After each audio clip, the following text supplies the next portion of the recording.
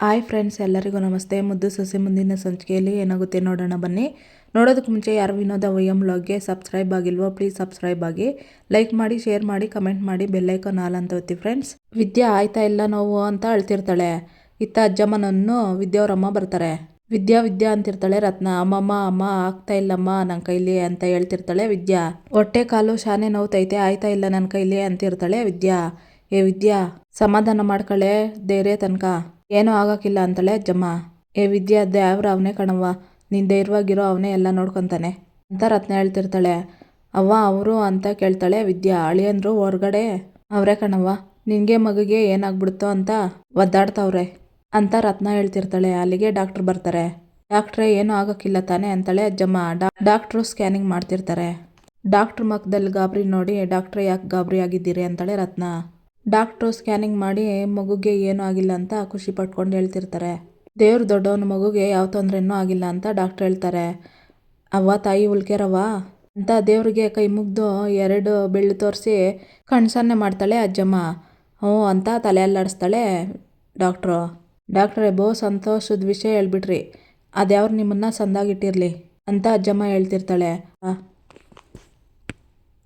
ಅಂತ ರತ್ನ ಕೇಳ್ತಾಳೆ. ಇದರಿಂದ ಏನು ತೊಂದರೆ ಇಲ್ಲ, ಕಾಲೇನು ಎಕ್ಸ್ರಾ ಮಾಡಿದ್ದಾರೆ, ಇನ್ನೇನು ರಿಪೋರ್ಟ್ ಬರುತ್ತೆ, ಏನಾಗಿದೆ ಅಂತ ಹೇಳ್ತಾರೆ ಅಂತ ಡಾಕ್ಟ್ರ್ ಹೇಳ್ತಾರೆ. ಬಲ್ಗಾಲ್ಗೆ ಸ್ವಲ್ಪ ಏಟು ತಗಲಿದೆ, ಕನಿಷ್ಠ ಅಂದರೂ 2 ವಾರ ಓಡಾಡೋಂಗಿಲ್ಲ ಅಂತಾರೆ ಇನ್ನೊಬ್ಬ ಡಾಕ್ಟ್ರು ಬಂದು. ಕಾಲ ಮೇಲೆ ಫೋರ್ಸ್ ಬೀಳೋಂಗಿಲ್ಲ, ವೀಲ್ ಚೇರ್ ಇದ್ದರೆ ಒಳ್ಳೆಯದು, ಇವ್ರ ಜೊತೆ ಯಾರಾದರೂ ಇದ್ದು ತುಂಬ ಕೇರ್ಫುಲ್ಲಾಗಿ ನೋಡಿಕೊಂಡ್ರೆ ಸರಿ ಹೋಗುತ್ತೆ ಅಂತ ಡಾಕ್ಟ್ರ್ ಹೇಳ್ತಿರ್ತಾರೆ. ಸರಿ ಡಾಕ್ಟ್ರೇ, ನೋಡ್ಕೊತೀವಿ ಅಂತಾಳೆ ಅಜ್ಜಮ್ಮ. ವಿದ್ಯಾ ನೀನು ಇಲ್ಲೇ ಇರು, ನಾವು ವೀಲ್ ಚೇರ್ ತಗೊಬರ್ತೀವಿ ಅಂತ ರತ್ನ ಹೇಳಿ ಅಜ್ಜಮ್ಮ ರತ್ನ ಹೊರಗಡೆ ಹೋಗ್ತಾರೆ. ಇತ್ತ ಮೋಹನ ಅತ್ತೆ ಏನಾಯ್ತು ಅಂತ ಕೇಳ್ತಾಳೆ. ಅಜ್ಜಮ್ಮ ಸುಮ್ಮನೆ ನಿಂತ್ಕೊಂಡಿರ್ತಾಳೆ. ಅಮ್ಮಮ್ಮ ನಿನ್ನೆ ಕೇಳ್ತಾ ಇರೋದು, ಡಾಕ್ಟ್ರ್ ಏನು ಹೇಳಿದ್ರು? ಅಮ್ಮಮ್ಮ ಮಗಿಗೆ ಹೆಂಗೈತೆ ಹೇಳು ಅಂತ ಕೇಳ್ತಾನೆ ಭದ್ರ. ಹೆದರ್ಕೋಬೇಡ ಭದ್ರ, ನಮ್ಮ ವಂಶದ ಕುಡಿಗೆ ಏನೂ ಆಗಿಲ್ಲ, ಆದರೆ ನಮ್ಮ ವಿದ್ಯನ ಕಾಲಿಗೆ ಹೊಸಿ ನೋವು ಆಗ್ಬಿಟ್ಟದೆ, 2 ವಾರ ಅವಳು ಹೆಜ್ಜೆ ಊರ್ದಂಗೆ ನೋಡ್ಕೊಬಿಡಿ ಅಂತ ಡಾಕ್ಟ್ರು ಹೇಳವ್ರೆ ಅಂತ ಅಜ್ಜಮ್ಮ ಹೇಳ್ತಿರ್ತಾಳೆ. ಸರಿ ಅಮ್ಮಮ್ಮ, ನಾನು ಹೋಯ್ತೀನಿ ಅಂತಾನೆ ಭದ್ರ. ಹೋಯ್ತೀನಿ ಅಂದರೆ ಏನ್ಲ ಅರ್ಥ ಅಂತಾಳೆ ಅಜ್ಜಮ್ಮ.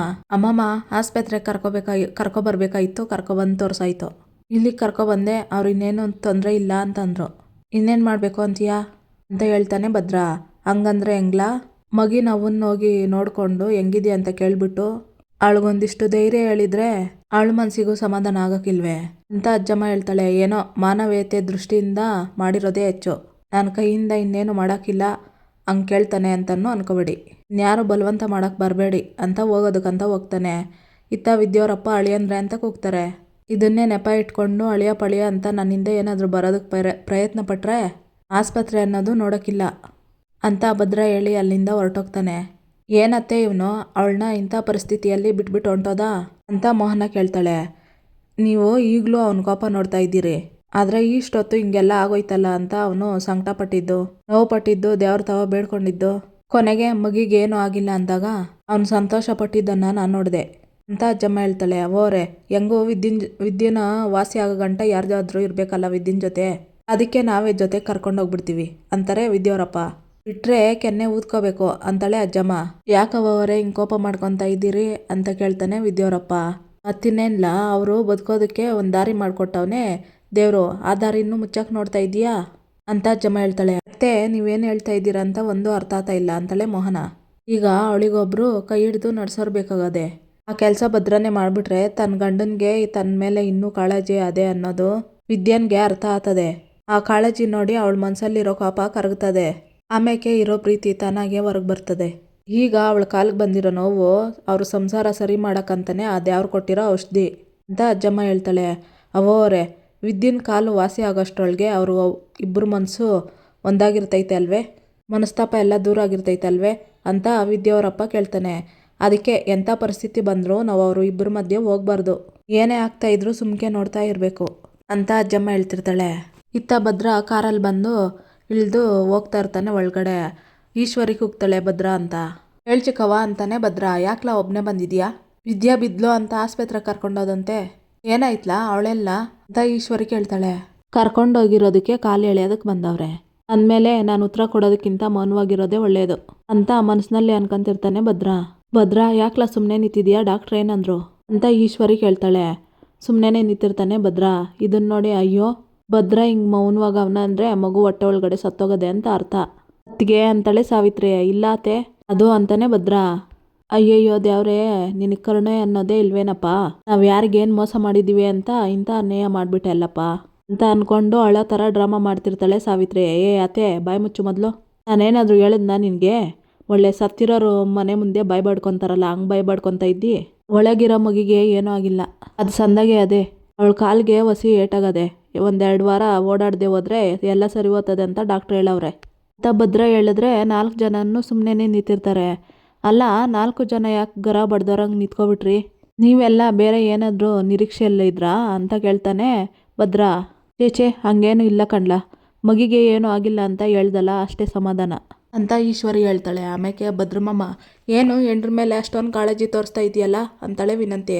ಇಷ್ಟು ಬಿರ್ನೆ ಅವಳ ಮೇಲಿನ ಕೋಪ ಬೇಸರ ಎಲ್ಲ ಕಮ್ಮಿ ಆಗೋಯ್ತೆ, ಅಷ್ಟೊಂದು ಟೆನ್ಷನ್ ತಗೊಂಡು ಅವಳನ್ನ ಎತ್ಕೊಂಡು ಆಸ್ಪತ್ರೆಗೆ ಓಡೋದೆ ಅಂತ ಇರ್ತಾಳೆ ವಿನಂತಿ. ನೋಡು, ಆ ಜಾಗದಲ್ಲಿ ನೀನು ಇದ್ದಿದ್ರುವೆ ಮಾನವೀಯತೆ ದೃಷ್ಟಿಯಿಂದ ನಾನು ಕರ್ಕೊಂಡು ಹೋಗ್ತಾ ಇದ್ದೆ ಅಂತ ಭದ್ರ ಹೇಳ್ತಾನೆ.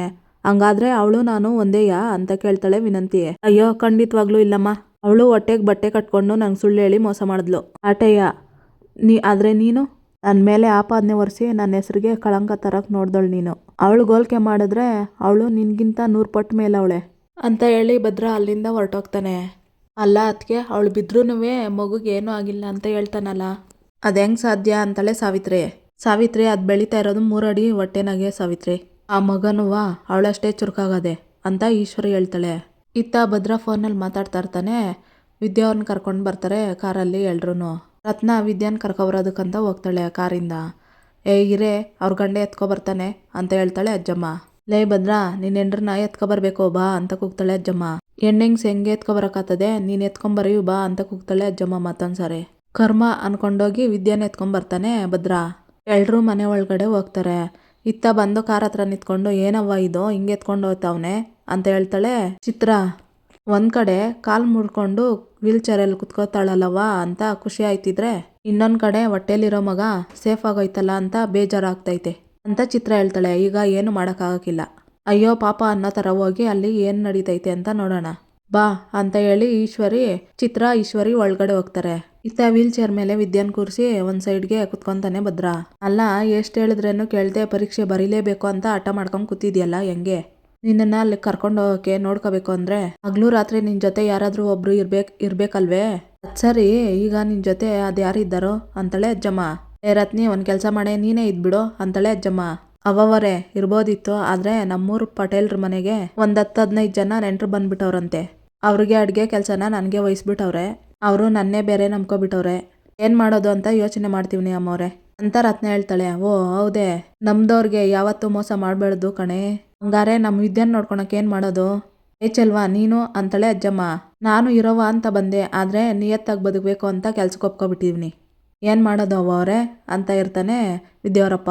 ಹೌದೌದು, ಈಗೀಗ ಬದಲಾಗ್ತಾ ಇರೋ ನಿನ್ನನ್ನು ಇಲ್ಲೇ ಇರೋ ಅಂತ ಹೇಳ್ಬಿಟ್ರೆ ಇನ್ನೂ ಹಾಳಾಗೋಗ್ತೀಯಾ, ಕೊಟ್ಟೋಗ್ಬಿಡ್ತೀಯಾ, ನೀನು ಹೋಗು ಅಂತಿರ್ತಾಳೆ ಅಜ್ಜಮ್ಮ. ಹೋಗ್ಲಿ, ಮೋಹನ ಚಂಪನಾದರೂ ನೋಡ್ಕೊ ಅಂತಂದರೆ ಈಶ್ವರಿ ಚಿತ್ರ ಸೆಡ್ಗೆ ಸೇರಿಕೊಂಡು ಕೆಲಸ ಎಲ್ಲ ಮನೆ ಕೆಲಸ ಎಲ್ಲ ಇವರು ಇಬ್ಬರು ತಲೆ ಮೇಲೆ ಬಿದ್ದುಬಿಟ್ಟೈತೆ. ಅವ್ರಿಗೆ ಒಂದು ಗಳಿಗೆ ಕೂಡ ಬಿಡುವಿಲ್ಲ. ಹೋಗ್ಲಿ, ನಾನಾದರೂ ಮಾಡೋಣ ಅಂತ ಅನ್ಕೊಂಡ್ರೆ ನನಗೆ ಕೂತ್ರೆ ಎದ್ದಳಕ್ಕಾಗಲ್ಲ, ಎದ್ದರೆ ಕೂತಾಳಕ್ಕಾಗಲ್ಲ. ಏನಪ್ಪ ಮಾಡೋದು, ನನಗೇನು ಅರ್ಥನೇ ಆಗ್ತಾಯಿಲ್ಲ. ಈಗ ಇವಳ ಜೊತೆ ಇದ್ಕೊಂಡು ಇವಳನ್ನ ನೋಡ್ಕೊಳೋರು ಯಾರು ಅಂತೀನಿ ಅಂತ ಅಜ್ಜಮ್ಮ ಹೇಳ್ತಿರ್ತಾಳೆ. ಎಲ್ಲ ಸೇರಿಕೊಂಡು ಏನೋ ಮಸ್ಗಿರಿ ಆಟ ಆಡ್ತವ್ರಲ್ಲ ಅಂತ ಈಶ್ವರಿ ಮನಸ್ಸಿನಲ್ಲಿ ಅಂದ್ಕೊಂಡು ಚಿತ್ರ ಮುಖ ನೋಡಿ ಕಣ್ಸನ್ನೆ ಮಾಡ್ತಾಳೆ. ಎಲ್ಲರೂ ಭದ್ರನ ಮುಖ ನೋಡ್ತಿರ್ತಾರೆ. ಎಲ್ಲ ಯಾಕೆ ನನ್ನ ಕಡೆ ನೋಡ್ತಿದ್ದೀರಿ ಅಂತ ಕೇಳ್ತಾನೆ ಭದ್ರ. ಇನ್ಯಾರ ಕಡೆ ನೋಡೋಣಪ್ಪ, ಈಗ ನೀನು ಅವಳಿಗೆ ಸಪೋರ್ಟಿವ್ ಆಗಿ ಇದ್ಕೊಂಡು ಪರೀಕ್ಷೆಯನ್ನು ಬರ್ಸ್ಕೊಬಂದ್ಬಿಡ್ಬೇಕು ಅಂತ ಹೇಳ್ತಿರ್ತಾಳೆ ಅಜ್ಜಮ್ಮ. ಯಾಕೆ ಹೇಳ್ಬಿಡು, ಅವಳಿಗೂ ನನಗೂ ಸಂಬಂಧ ಇಲ್ಲ ಅಂದ್ಮ್ಯಾಕೆ ಅವಳನ್ನ ನೋಡ್ಕೊಳೋ ಹಣೆ ಬರ ನನ್ಗ್ಯಾಕೆ ಅಂತ ಭದ್ರ ಹೇಳ್ತಾನೆ. ಓಹೋ, ಸಂಬಂಧ ಇಲ್ಲ ಅಂತ ಯಾರ್ಲ ಹೇಳ್ದರೋ? ಕೋರ್ಟಿಂದ ತೀರ್ಪು ಬರೋ ಗಂಟ ಇವಳೇ ನಿನ್ನೆಂಡ್ರು ಅಂದ್ಮ್ಯಾಕೆ ಇಂಥ ಪರಿಸ್ಥಿತಿಯಲ್ಲಿ ಇವಳನ್ನ ನೋಡ್ಕೋಬೇಕಾಗಿರೋ ಕರ್ತವ್ಯ ಜವಾಬ್ದಾರಿ ನಿಂದೆ ಕಣ್ಲಾ ಅಂತ ಅಜ್ಜಮ್ಮ ಹೇಳ್ತಾಳೆ. ಈ ಥರ ಎಲ್ಲ ಕತೆ ಹೇಳಿ ನನ್ನ ಅರ್ಕೆ ಕುರಿ ಮಾಡಕ್ಕೆ ಹೋಗ್ಬೇಡ. ಏನೋ ಮಾನವೀಯತೆ ದೃಷ್ಟಿಯಿಂದ ಹಾಸ್ಪಿಟ್ಲಿಗೆ ಕರ್ಕೊಂಡೋದೆ ಆಟಯ್ಯ, ಅಷ್ಟು ಬಿಟ್ಟರೆ ನನಗೆ ಬೇರೆ ಏನೂ ಗೊತ್ತಿಲ್ಲ. ನಾನು ನೋಡ್ಕೊಳ್ಳೋಕ್ಕೂ ಇಲ್ಲ, ನನಗೆ ಯಾರು ಏನು ಹೇಳೋಕ್ಕೂ ಬರಬೇಡಿ ಅಂತ ಹೇಳಿ ಯಾಳದ ಗಂಟ್ಲಿಗೇನಾಯ್ತೋ ಸರಿಯಾದ ಟೈಮ್ಗೆ ಏಟ್ ಕೊಡ್ತದೆ ಅಂದ್ಕೊಂಡು ಹೊರಗಡೆ ಹೋಗ್ತಾನೆ ಭದ್ರ. ಅಲ್ಲ ಕಣ್ ವಿದ್ಯಾ ಅಂತಿರ್ತಾಳೆ ಅಜ್ಜಮ್ಮ. ಅಮ್ಮಮ್ಮ, ಸುಮ್ಕೆ ಯಾಕೆ ಅವ್ರಿಗೆ ಬಲವಂತ ಮಾಡಿರಿ, ಬಿಡಿ, ನನ್ನ ಕೂಟೆ ಯಾರು ಇರುವುದುವೇ ಬೇಕಾಗಿಲ್ಲ ಕಷ್ಟ ಅಂತ ಅನಿಸಿದ್ರೆ ಚಂಪನ್ಗೆ ಫೋನ್ ಮಾಡ್ತೀನಿ, ಪುರ್ಸೊತ್ತಾಗಿದ್ದರೆ ಬಂದು ಸಹಾಯ ಮಾಡು ಚಂಪಾ ಅಂತ ವಿದ್ಯೆ ಹೇಳ್ತಾಳೆ. ಅದೆಲ್ಲ ಸರಿ ವಿದ್ಯಕ್ಕ, ಆದರೆ ಪರೀಕ್ಷೆ ಬರೆಯೋಕ್ಕೆ ಏನು ಮಾಡಿ ಅಂತಾಳೆ ಚಂಪಾ. ಎಲ್ಲ ನನ್ನ ಕರ್ಮ ಚಂಪಾ, ಏನಾದರೂ ಒಂದು ಮಾಡ್ತೀನಿ ಬಿಡು. ನಾನೇನಾದ್ರೂ ಇಲ್ಲಿ ಯಾರಾದರೂ ಬಂದು ಸಹಾಯ ಮಾಡಲಿ ಅಂತ ಕಾಯ್ಕೊಂಡು ಕೂತ್ಕೊಂಡಿಲ್ಲ ಅಂತ ವಿದ್ಯೆ ಹೇಳ್ತಾಳೆ. ವಿದ್ಯಾ, ಇವಾಗಿರೋ ಪರಿಸ್ಥಿತಿನಾಗೆ ಈ ಪರೀಕ್ಷೆ ಎಲ್ಲ ಬೇಕಾ? ಆರೋಗ್ಯದ ಕಡೆ ವಸಿ ಗಮನ ಕೊಡು ಅಂತಾಳೆ ಈಶ್ವರಿ. ನೋಡಿಕೊಂಡು ನಿನ್ನ ಕಷ್ಟ ಸುಖನ ವಿಚಾರಿಸ್ಕೊಂಡು ಹೋಗ್ತೀವಿ ಹೊರ್ತು ನಾವಿಲ್ಲೇ ಬಂದು ನಿನ್ನ ಜೊತೆಗೆ ಇರೋಕ್ಕಾಗಕ್ಕಿಲ್ಲ. ನೋಡೆ, ನೀನು ನಿಜವಾಗ್ಲೂ ಪರೀಕ್ಷೆ ಬರೀಬೇಕು ಅಂತ ಅನ್ಕೊಂಡಿದ್ರೆ ನಿನ್ನ ಭಿನ್ನಾಣನೆಲ್ಲ ಮಗ್ಲಲ್ಲಿ ಮಡಗಿ ಅವನ್ನ ಕೇಳ್ಕೊಂಡು ಪರೀಕ್ಷೆ ಬರೆಯೋದನ್ನ ನೋಡ್ಕೊ. ಇಲ್ಲದೇ ಇದ್ರೆ ಈಶ್ವರಿ ಹೇಳ್ದಂಗೆ ಈ ವರ್ಷ ಓದ ಆಸೆನ ಮರ್ತ್ಬಿಡು. ಏನೋ ಸಂದಾಗಿ ಯೋಚನೆ ಮಾಡಿ ಅವಳಿಗೆ ಏನು ಅನಿಸ್ತೈತೋ ಅದನ್ನ ಮಾಡ್ತಾಳೆ. ನೀವೆಲ್ಲ ಹೊಂಡ್ರೆ ಅಂತಾಳೆ ಅಜ್ಜಮ್ಮ. ರತ್ನಿ, ನೀನು ಅದ್ಯಾರೋ ಮನೆಗೆ ಅಡುಗೆ ಒಪ್ಕೊಂಡಿದ್ದೀನಿ ಅಂತ ಹೇಳ್ದಲ್ಲ, ಹೊರಡು. ಯಲ್ವರಾಜ, ಕಳ್ಕೊಂಡಿರೋ ಮರ್ಯಾದಿನ ಮತ್ತೆ ಸಂಪಾದನೆ ಮಾಡ್ಕೋಬೇಕು ಅಂತ ಹೇಳ್ಕೊಂಡಲ್ಲಪ್ಪ. ಹೊಂಡು. ಏನೋ ಮಕ ನೋಡ್ತಿದ್ದೀರಾ, ಎಲ್ಲ ಹೊಂಡ್ರಿ ಅಂತಾಳೆ ಅಜ್ಜಮ್ಮ. ಅಮ್ಮಮ್ಮ ಅಂತಾಳೆ ಚಿತ್ರ. ಅಲ್ಲನೂ ಇಲ್ಲ ಬೆಲ್ಲನೂ ಇಲ್ಲ. ಎಲ್ರೂ ಹೊಂಡ್ರೆ ಅಂತ ಅಲ್ಲಿಂದ ಎಲ್ರೂ ಹೊರಟೋಗ್ತಾರೆ. ಸರಿ ಕಣವ, ನಾವಿನ್ ಬರ್ತೀವಿ ಅಂತಾಳೆ ರತ್ನ. ಸರಿ ಕಣವ ಅಂತಾಳೆ ವಿದ್ಯಾ. ಇತ್ತ ಗೋವಿಂದೇಗೌಡರು, ಅಣ್ಣ, ಈ ಸತಿ ನಮ್ಮ ಕ್ಷೇತ್ರಕ್ಕೆ ಕೈಗಾರಿಕೆ ಬಗ್ಗೆ ಅಸೆಂಬ್ಲಿ ಒಳಗೆ ಮಾತಾಡ್ತೀನಿ ಅಂತ ಹೇಳಿದ್ದಲ್ಲ, ಅದರದ್ದು ಫೈಲೆಲ್ಲ ರೆಡಿ ಮಾಡಿವ್ನಿ ಅಂತ ಹೇಳ್ತಾರೆ. ಆ ಫೈಲ್ನೆಲ್ಲ ವೆಂಕಟೇಶ್ ಕೈ ಕೊಡು, CM ಸಾಹೇಬ್ರನ್ನ ಭೇಟಿ ಮಾಡಿದವಾಗ ಪರ್ಸ್ನಲ್ಲಾಗಿ ಒಂದ್ಕಿತ ಮಾತಾಡ್ತೀನಿ ಅಂತ ಶಿವರಾಮೇಗೌಡರು ಹೇಳ್ತಾರೆ. ಸರಿ ಅಣ್ಣ ಅಂತ ಹೇಳ್ತಾನೆ ಗೋವಿಂದೇಗೌಡ. ಒಳಗಡೆ ಬರ್ತಾರೆ. ಅಜ್ಜಮ್ಮ ಅವ್ರನ್ನ ನೋಡಿ, ಶಿವರಾಮ, ಗೋವಿಂದ ಬಂದ್ರಾ? ಈಗ ನನ್ನ ಮನಸ್ಸಿಗೆ ಏನು ನಿರಾಳ ಆಯಿತು ಅಂತ ಅಜ್ಜಮ್ಮ ಹೇಳ್ತಾಳೆ. ಯಾಕವ್ವ, ಏನಾಯಿತು ಅಂತಾರೆ ಗೋವಿಂದೇಗೌಡರು. ಅದೇನೋ ಕಾಣೆ ಕಣಪ್ಪ, ಇವತ್ತು ನನ್ನ ಮನಸ್ಸಿಗೆ ಸಮಾಧಾನನೇ ಇಲ್ಲ. ಜೀವನೇ ಎರ್ಚಾಡಂಗಾತದೆ. ಮೊದಲೇ ನಮ್ಮ ಗ್ರಾಚಾರ ಸರಿ ಇಲ್ಲ, ಅದಕ್ಕೆ ನೀವು ಆಚೆ ಹೋದರು ನೀವು ಮನೆಗೆ ಬಂದ್ರಲ್ಲ, ಈಗ ನನ್ನ ಮನಸ್ಸಿಗೆ ನಿರಾಳ ಅನ್ನಿಸ್ತು. ಯಾಕೋ ಇವತ್ತು ಬೆಳಗ್ಗೆಯಿಂದ ಬರೀ ಅಪಶಕನನೇಯ ಅಂತ ಅಜ್ಜಮ್ಮ ಹೇಳ್ತಿರ್ತಾಳೆ. ಅಲ್ಲವ್ವ, ಯಾಕೆ ಹಿಂಗೆಲ್ಲ ಮಾತಾಡ್ತಾ ಇದೀಯಾ, ಅಂಥದ್ದೇನಾಯ್ತೀಗ ಅಂತ ಗೋವಿಂದೇಗೌಡರು ಹೇಳ್ತಾರೆ. ವಿದ್ಯಾ, ಅದೇನು ಕೇಳ್ತೀಯಪ್ಪ, ವಿದ್ಯಾ ಕಾಲ್ ಜಾರಿ ಬಿದ್ಬಿಟ್ಲು. ಈಟೊತ್ತು ತನಕ ಅವಳನ್ನ ಆಸ್ಪತ್ರೆಗೆ ಕರ್ಕೊಂಡೋಗಿ ಬಂದಾಯ್ತು ಅಂತ ಅಜ್ಜಮ್ಮ ಹೇಳ್ತಾಳೆ. ಏನವ್ವ ಹೇಳ್ತಾ ಇದೀಯ ನೀನು, ಅವಳಿಗೇನೂ ಆಗಿಲ್ಲ ತಾನೇ ಅಂತಾರೆ ಶಿವರಾಮೇಗೌಡರು. ಸದ್ಯ ಅವಳು ಹೊಟ್ಟೆ ಒಳಗೆ ಇರೋ ಮಗುಗೆ ಏನೂ ಆಗಿಲ್ಲ, ಆದರೆ ಅವಳ ಕಾಲಿಗೆ ನೋವಾಗದೆ. 2 ವಾರ ಹೆಜ್ಜೆ ಊರಬಾರ್ದು, ಆಮೇಲೆ ಸರಿ ಹೋಗ್ತದೆ ಅಂತ ಔಷಧಿ ಮಾತ್ರೆ ಕೊಟ್ಟವ್ರೆ ಅಂತ ಅಜ್ಜಮ್ಮ ಹೇಳ್ತಾಳೆ. ಅಲ್ಲ ಕಣವ್ವ, ವಸಿ ನೋಡ್ಕೊಂಡು ತಿರುಗಾಡ್ಬೇಕು ಅಂತ ಗೊತ್ತಾಗಿಲ್ಲ ಅವಳಿಗೆ, ನೀನು ವಸಿ ಹೇಳು ಅಂತಾರೆ ಶಿವರಾಮೇಗೌಡರು. ಹೂ ಕಣಪ್ಪ, ಅವಳಿಗೆ ಹೇಳಿವ್ನಿ, ನೀವು ಸ್ವಲ್ಪ ಹುಷಾರಾಗಿರಿ. ನಮ್ಮ ಟೈಮ್ ಸರಿಲ್ದೇ ಇದ್ದಾಗ ನಮ್ಮ ನೆರಳೆ ನಮಗೆ ಶತ್ರುವಾಗಿ ಕಾಡಿಸ್ತೈತೆ ಅಂತ ಅಜ್ಜಮ್ಮ ಹೇಳ್ತಾಳೆ. ಆಗಿದ್ದಾಗೋಯ್ತು, ಏನೂ ಆಗೋಕ್ಕಿಲ್ಲ, ನೀನು ಚಿಂತೆ ಮಾಡಬೇಡ, ಸಮಾಧಾನ ಮಾಡ್ಕೊ ಅಂತ ಶಿವರಾಮೇಗೌಡರು ಹೇಳ್ತಿರ್ತಾರೆ. ಇತ್ತ ವಿದ್ಯಾ ಕಾಲು ನೋವಿಗೆ ಆಲ್ಮೆಂಟ್ ಹಚ್ಕೊತಾ ಇರ್ತಾಳೆ. ಇಲ್ಲಿಗೆ ಈ ಸಂಚಿಕೆ ಮುಕ್ತಾಯ ಆಗುತ್ತೆ. ಇನ್ನೂ ಯಾರು ವಿನೋದ ವೈಎಂ ಬ್ಲಾಗ್ಗೆ ಸಬ್ಸ್ಕ್ರೈಬ್ ಆಗಿಲ್ವೋ ಪ್ಲೀಸ್ ಸಬ್ಸ್ಕ್ರೈಬ್ ಆಗಿ, ಲೈಕ್ ಮಾಡಿ, ಶೇರ್ ಮಾಡಿ, ಕಮೆಂಟ್ ಮಾಡಿ, ಬೆಲ್ಲೈಕನ್ ಆಲ್ ಅಂತ ಒತ್ತಿ ಫ್ರೆಂಡ್ಸ್. ಈ ವಿಡಿಯೋ ನೋಡಿದ್ದಕ್ಕಾಗಿ ಎಲ್ಲರಿಗೂ ಧನ್ಯವಾದಗಳು.